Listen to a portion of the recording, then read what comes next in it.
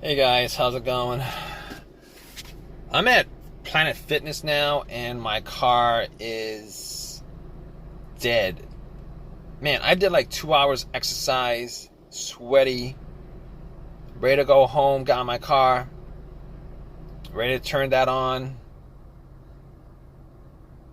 And guess what? I get nothing. My car's not cranking. Funny thing is, everything's working. The lights are working. Got my radio working. Got my fan and my radiator working. Like, all that stuff is working. But I can't seem to turn my car on. Now, I gotta say, I had some issues with starting problems for the last couple months. Like, I guess like once a month I'd be trying to turn my car on and I'd have to crank it a couple of times just to get my car to turn on. But, after like 3 or 4 different tries, it actually always did turn on and cranked over. I mean, I've noticed that, as more time passes, I've actually had to continue to just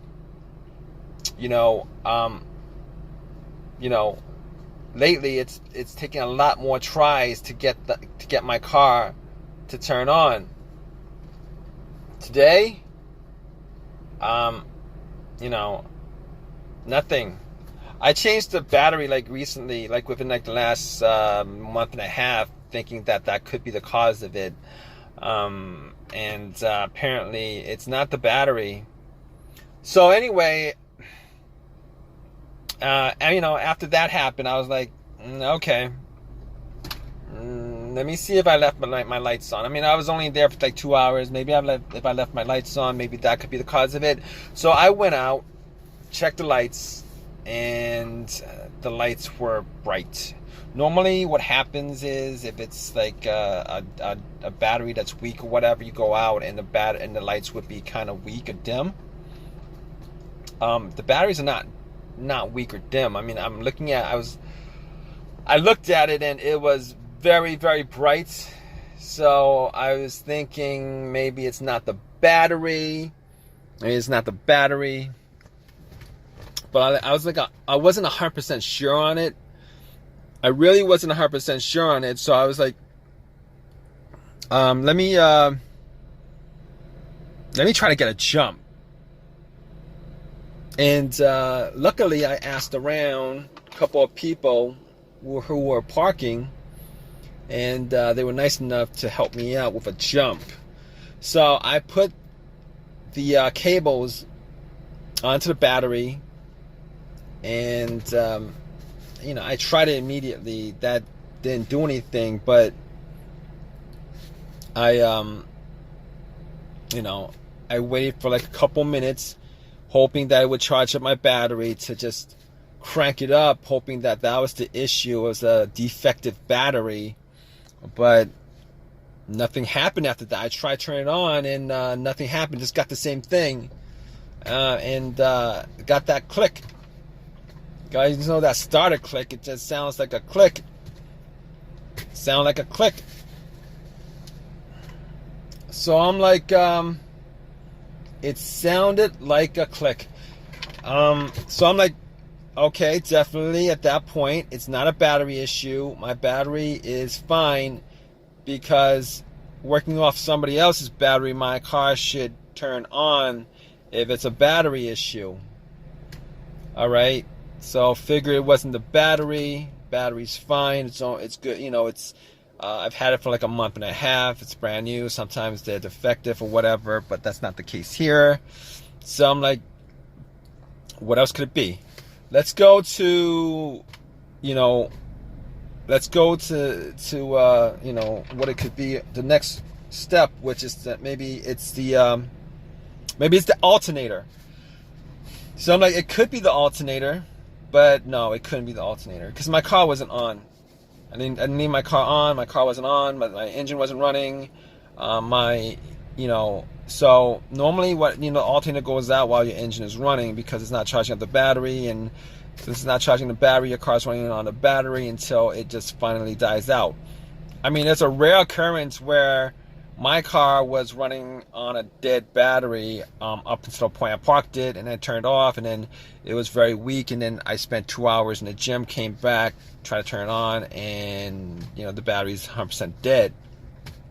But that's not the case. That's not the case because if it was the alternator, once I put cables onto the battery from another car, the car should crank up. We crank or whatever, I would still hear a crank, and we should crank up. And then once you take the cables off, it would just die out because it's getting all the power from the battery from the other car. But that's not the case here because I put the cables on the battery and nothing happened. So I could rule out the alternator, rule out the battery, rule out the alternator. So what else could it be? Well, next thing up could be fuses, could be a relay. Well, let's do the relay. So I was thinking, well, it could be the relay. It could be the starter relay.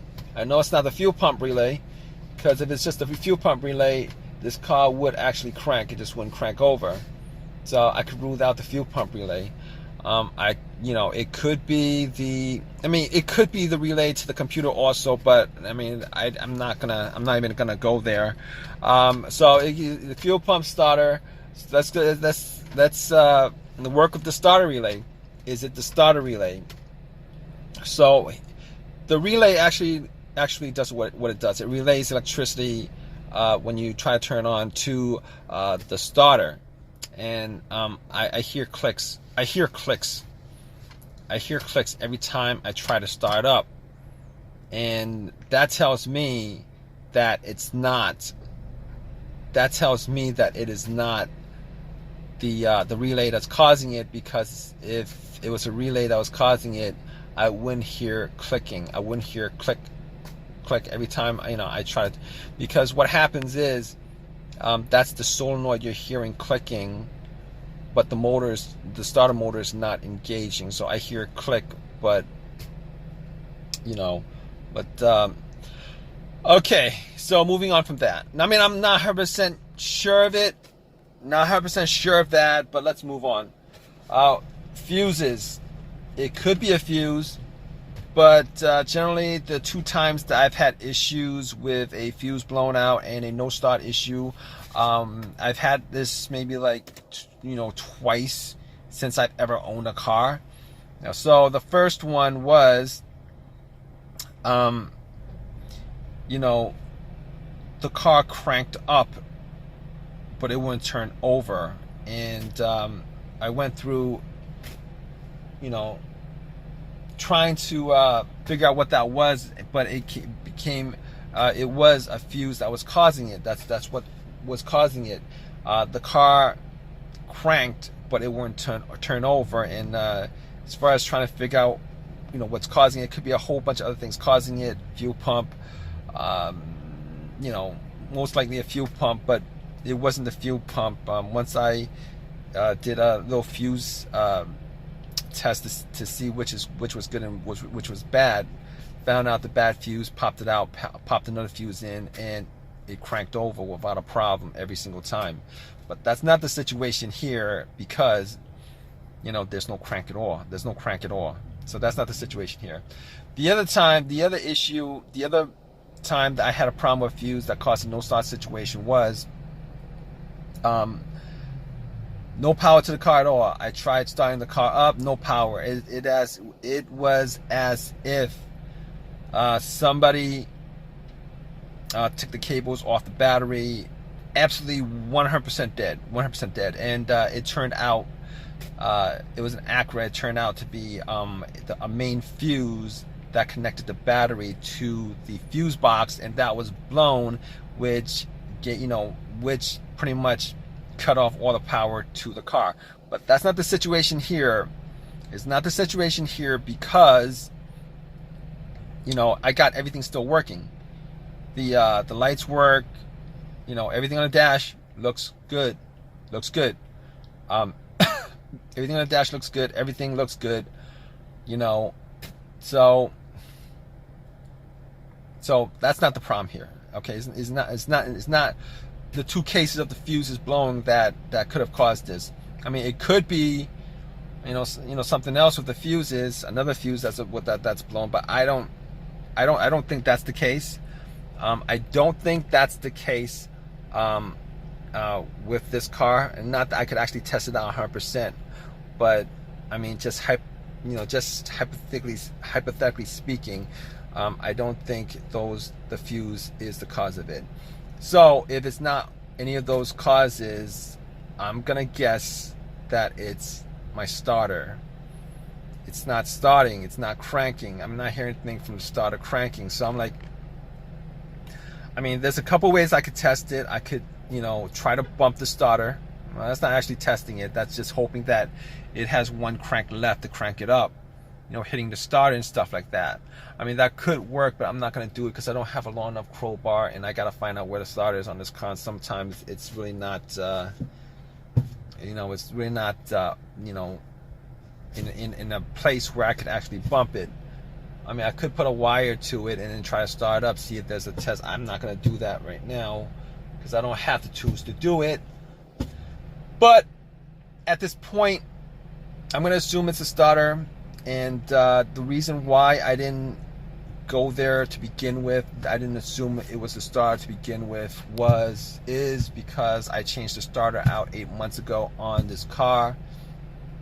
Changed it out 8 months ago on this car. What are the chances that 8 months later I maybe put in maybe I don't know, 8,000 miles on this car within 8 months? And what are the chances that it is, you know, that's the problem? Because I didn't, you know, you put a new starter, you're hoping you get maybe maybe over 100,000 miles on the starter itself. But the starter I bought was a rebuilt starter. I've had issues with rebuilt stuff before. I bought a rebuilt alternator from AutoZone before, and that thing lasted me like 6 months before my car was having issues. I know somebody who bought a rebuilt alternator, and the guy immediately started having issues once he popped it in because it wasn't charging the battery right. So at this point, I'm thinking it's the starter. I'm waiting for AAA to pick my car up, going through all those steps of trying to figure out what it is. Now, I can't really say 100% for sure because I'm not actually out there testing it, but just from deductive reasoning on my part, I'm going to say it's the starter. And it kind of sucks that it's the starter because now I'm going to have to put some time in, you know, with this issue, and I've already put in maybe 45 minutes already. I'm waiting for an hour for AAA to come and get my car, and on top of that, I'm gonna have to either spend some time myself to put it in or pay somebody some money to put it in again.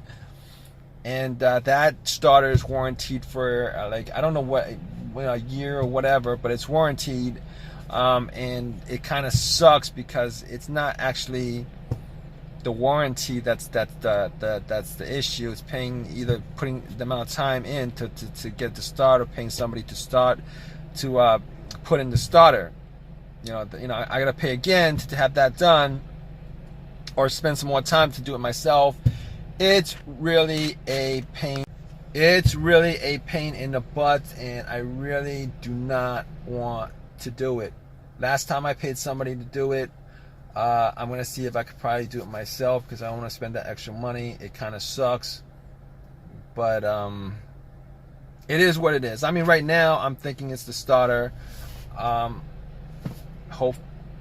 was hoping maybe it would have been something simple. Would have been great if it was something simple.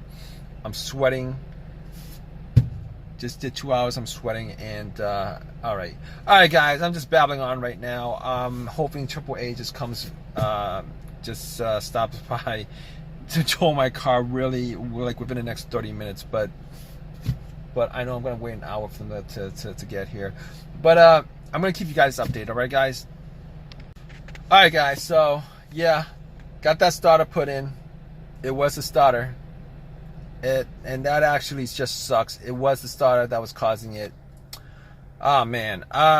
So I had to pay somebody to do it. Sucks. You know, I'm like within a year, within 8 months now, I had the starter put in twice. And this stuff shouldn't happen, but if you guys know anything about, you guys know anything at all about rebuild stuff, you know, rebuild stuff, they only rebuild like a part of the stuff, part of it. Like the part that's broken is the part they rebuild, and all the other components on the you know, on the starter, alternator, whatever is being rebuilt, that's got the same mileage that it had on there originally. So, I mean, I did